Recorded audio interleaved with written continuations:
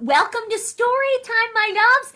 Well, let's see. Monday, we celebrated our amazing Star Wars Story Time.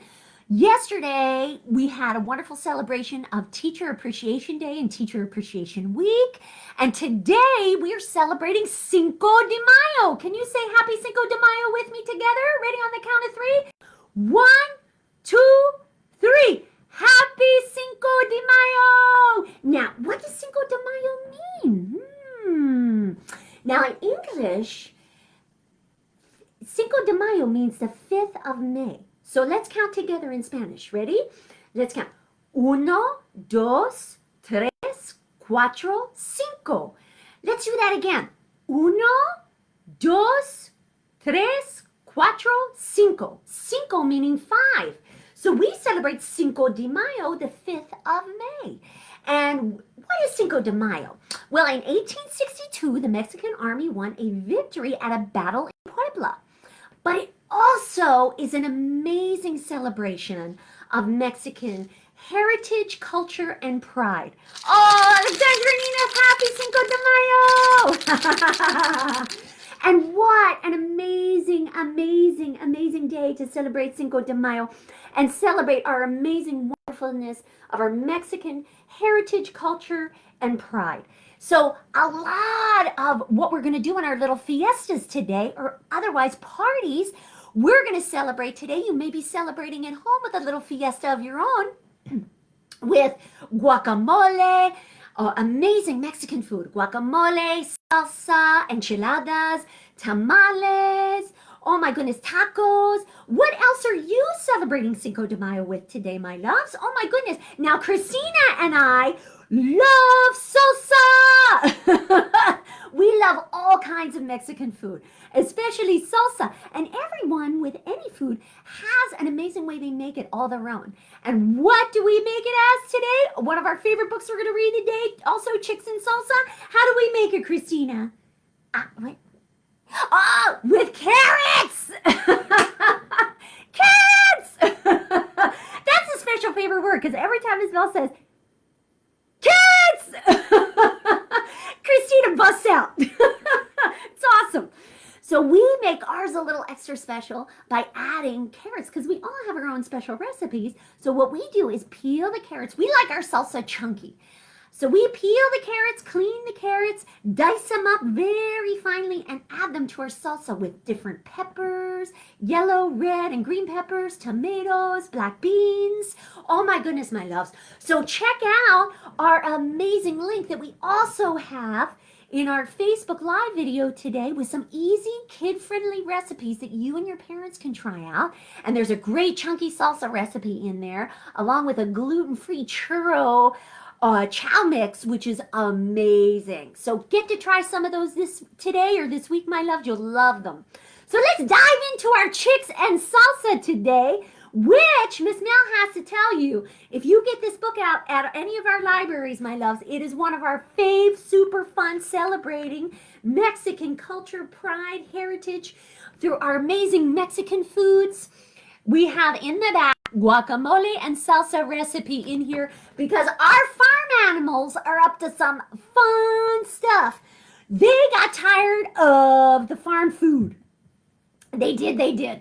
And you know what? They made their own special guacamole and salsa in here, and the recipe's right in the back. It's so good.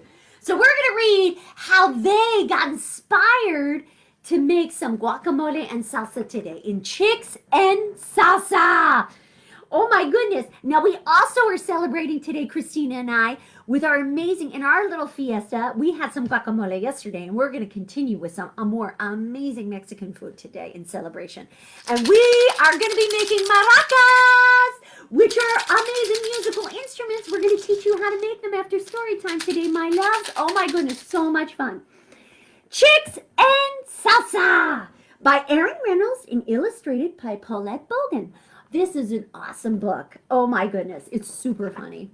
We love it. So let's dive into our story today. There were grumblings in the hen house of Nuthatcher Farm. The chickens were tired of their chicken feed. So you know what? The rooster took it upon himself to solve this problem. He said, this is a problem.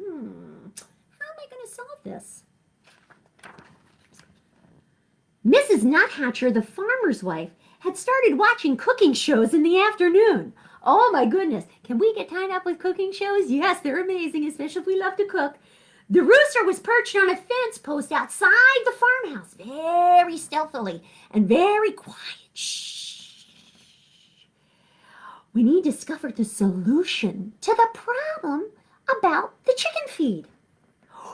Salsa, he said. Oh my goodness, let's make some salsa. So, led by the rooster, the chickens crept quietly into the garden where they took tomatoes and uprooted onions. They all worked together ferociously to make the best salsa in the world.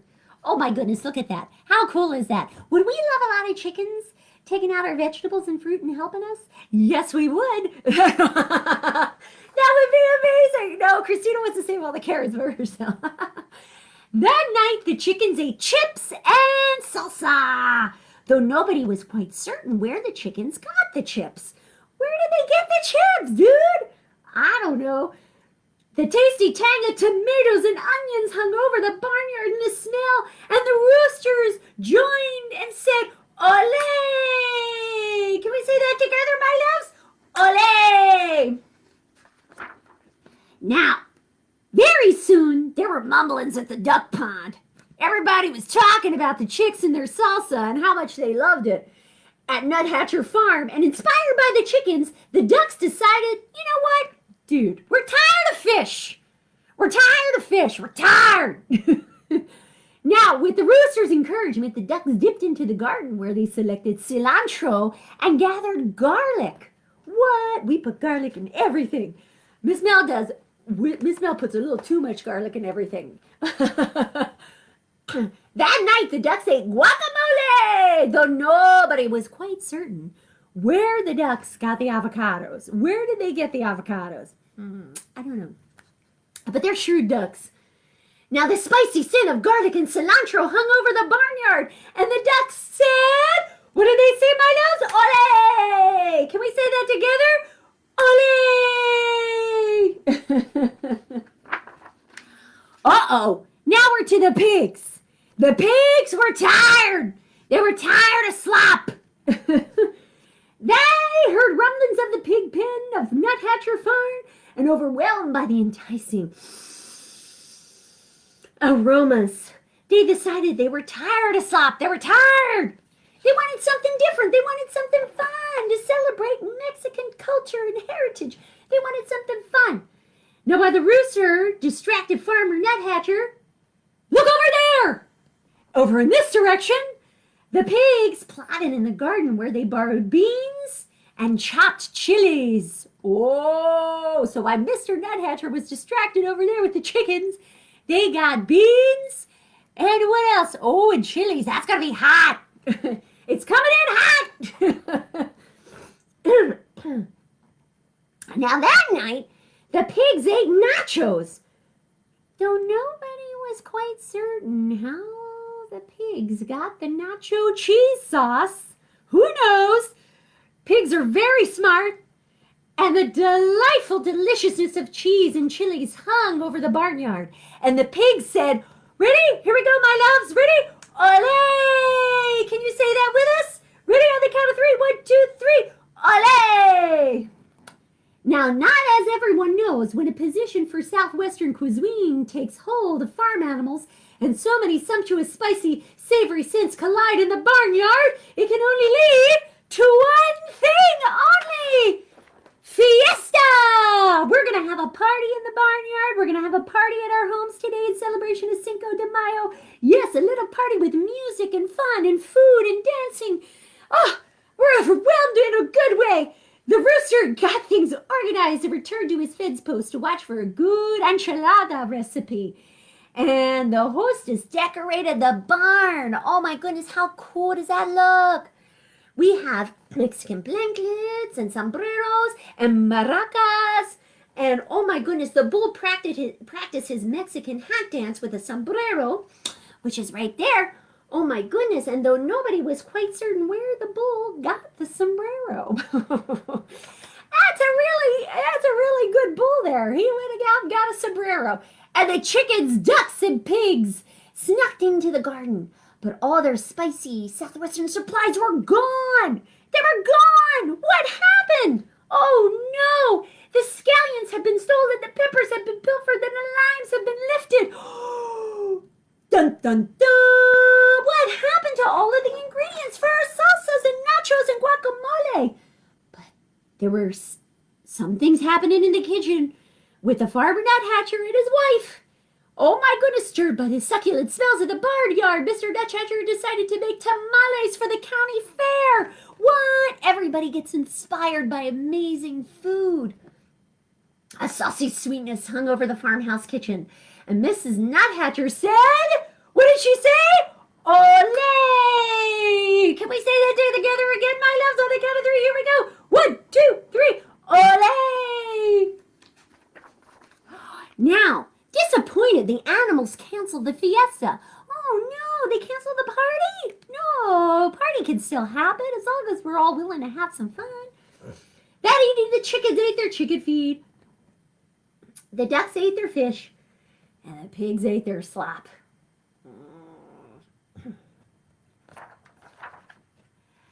But while the nuthatchers were at the fair, the rooster crept into the kitchen and borrowed a French cookbook. What? It is so much fun how we can explore different cultures by the food in which we can make. Isn't that amazing? So cool. Crept in and borrowed a French cookbook. The next morning, the rooster ate crepes with white grapes and champagne sauce. Well, that's pretty fancy. What? Though nobody was quite certain where the rooster learned how to read. These amazing farmyard animals. Look at that. What? He's cooking in the kitchen? Now, a satisfied smile stretched over the rooster's beak, and the rooster said, ooh la la. We had a French recipe, ooh la la. As they say in France, parfait, which means perfect, parfait.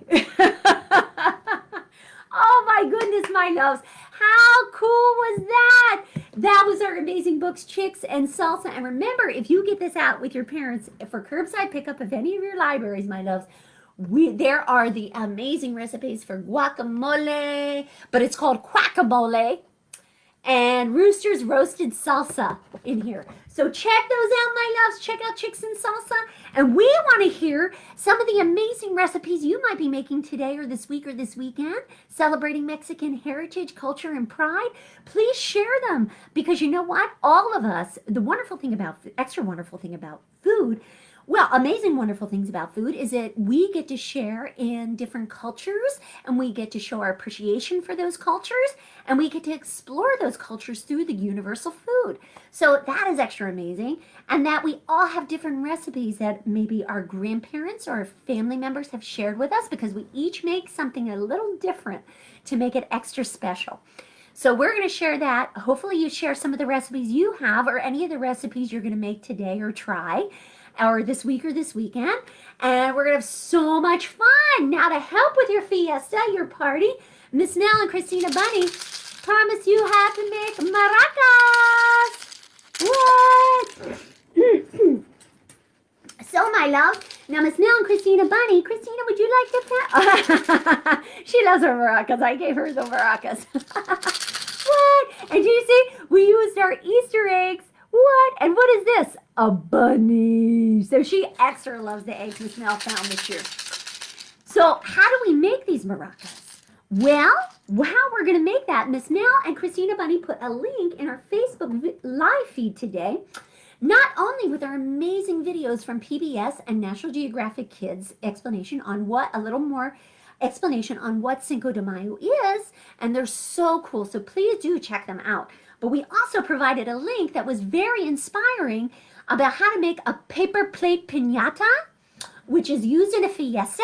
And a piñata is a paper mache, but this is an easier one. You can make at home with some materials you have at home, like a paper plate and some paper. And it's super duper awesome. And it's easier to make with some of the materials you have in your home, like Miss Mel said, that you can reduce, reuse, and recycle. Because we always try to find different things, different crafts, and different STEM projects that help with our motor skills, that can help us make amazing projects from the things we can find at home. and that help with cost and help with reducing, reusing, and recycling. So today we reused a lot of the Easter eggs, the eggs we had from Easter, and we used our plastic eggs, and you can fill your plastic egg. What we decided, because we like to soak our kidney beans, and we love to add our beans to our salsa. So we used kidney beans today. Now to fill our egg, to make that shaky sound, so you take a few beans, if you have any dry beans at home. You can also fill your egg with some grains of rice, and you can also fill your egg with some cereal. Especially, that's a great thing to use too, some cereal.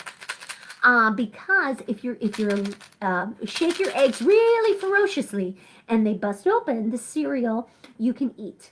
Now the grains of rice and kidney beans you cannot until they're cooked. So my loves, Miss Mel's going to ask you kindly, when you do shake these, shake them gently. Especially if you have extra little brothers or sisters around your house, and you want to make sure to always shake them with your parents in the midst of your little brothers and sisters so they don't put them in their mouths. Okay, my loves? So we're going to fill them with cereal, rice or beans or kidney beans or any dry beans that you have. And what you do is take 2 plastic spoons, okay? And then we're going to position your egg in between our spoons, like so. See how we did that? And you're going to use, as Christina Bunny used, you're going to use some tape. Now, if you have colorful duct tape, you can use that at the base to tape very well. Hold this while you tape the base really well so that it stays tighter around your egg. And you can also, what I would recommend, if you're going to shake this a little furiously, what I would recommend is not only taping at the base, but also tape around the egg. Okay? We're going to tape around the egg with a cup. You could use duct tape. We used colorful painter's tape. So that's a great thing to use too. We used our green painter's tape, our frog tape, to tape around the base, which is awesome and it's really firm and keeps it still. So you tape around the base and you tape around the egg, especially if you're going to go a little fast and furiously with your mother. We made maracas! Happy Cinco de Mayo, love! Let's count in Spanish and say Happy Cinco de Mayo after we count to 10. All right, here we go. Can we put our hands up? Miss Mel and Christina Bunny are going to teach you how to count to 10 in Spanish today. We're going to go real slow. And we're at the end of it, we'll say Happy Cinco de Mayo together to wish each other a Happy Cinco de Mayo. And remember, my loves, in our comments today, share your recipes or fun stuff you're going to do for Cinco de Mayo today or this week or this weekend. How cool! We want to know. Ready? Here we go. 1, 2, 3, 4, 5, 6, 7, 8, 9, 10. Very good. Very good. Now, a happy Cinco de Mayo. And since Cinco de Mayo means the 5th of May, let's count to 5 in Spanish. Ready? Here we go. 1, 2, 3, 4, 5. Happy Cinco de Mayo. Happy 5th of May. Now, my loves, remember, we have a lot of links up there in our Facebook Live video today. Check them out with your parents. They're all kid-friendly, secure, they're wonderful. And we also have some of those great recipe links in there for a family-friendly site. So there are so many cool recipes in that link. There's guacamole, there's salsa, there's the gluten-free churro snack mix recipe, which is really awesome. And there's a few other things, taco recipes. I think there might be an enchilada or tamale recipe. So super good. I am talking about food and I am getting very hungry. I think I might have to have second breakfast. I call that my hobbit meal. All right, my loves. So have a great day today. And remember, after our story time today, we're going to have some awesome Cinco de Mayo books that you may want to check out at our library. All this week after all our story times. After Star Wars story time this week, we had Star Wars recommended books. After Teacher Appreciation Day, we had Teacher Appreciation books. And today we have Cinco de Mayo books. All of these books you can check out at any of our libraries and check out for curbside pickup. And Miss Mel and Christina Bunny also wanted to remind you, don't forget, starting today, what? Wait a minute. Oh. Our Yoda headband take and makes are available from now until May 17th. What? At our curbside pickup at our library. So if you schedule your curbside pickup, make sure to pick up one of these and your extra special Yoda sticker while supplies last. They're going to go fast. So schedule it today. Order some of those books we recommended today. Get your curbside pickup of your make and take. Now remember your Yoda headband or your Grogu. Thank you, Lucy. Awesome job, love, for reminding Auntie Mel that Yoda is Grogu. And you can get this, and it comes with 2 pieces of green cardstock, and it's printed out for you, so you can make this at home. And then you have your amazing Yoda stickers. You get to pick one of these and one Yoda sticker. And the Yoda stickers are awesome. You can put them on your water bottles. They're waterproof. They're amazing. So is the craft. It's so much fun. So if you make it, pick it up at curbside this week, my loves. Share what you've made and maybe what Yoda sticker you picked up, because we would love to see what was your favorite. All right, my loves. Now remember, we're going to continue with our Star Wars amazingness on Monday. Christina Bunny and I have created some moves inspired by Star Wars characters. Star Wars yoga. Star Wars yoga on Monday and friendship story times on Tuesday and Wednesday, my loves. So have a great weekend, have fun, and happy Cinco de Mayo. Bye, loves. We love you all.